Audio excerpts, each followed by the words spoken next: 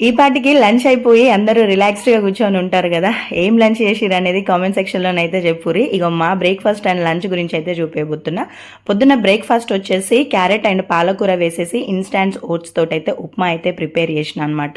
ఇక్కడ నేను instant oats అయితే తీసుకున్నా. ఇన్ కేస్ మీరు రోల్డ్ ఓట్స్ గనుక తీసుకుంటే ఖచ్చితంగా వాటిని సోక్ చేసుకున్న తర్వాతనే తీసుకోవాలన్నమాట. అండ్ స్నాక్స్‌లోకి దాక్షికి యాజ్ యూజువల్ నేను ఖచ్చితంగా ఫ్రూటే పెడతానన్నమాట. చాలా రేర్ కేసెస్‌లో వెరైటీ పెడుతుంటాను.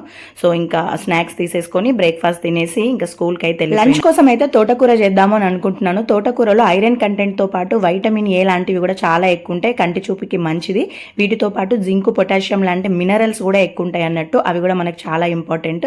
కొంచెం పెసరపప్పు వేసేసి తోటకూర అయితే చేసేసినాను, అట్లనే చల్లచారు కూడా చేసేసిన అన్నట్టు. తోటకూరతో పాటు కొంచెం చల్లచారు మిక్స్ చేసేసి కూరన్నం అయితే పెట్టేసిన, కొంచెం కర్డ్ రైస్ పెట్టిన, అట్లనే కీర, నువ్వుల పట్టి, డేట్, కొన్ని కిష్మిష్ అయితే పెట్టిన లంచ్ తర్వాత తినడానికి.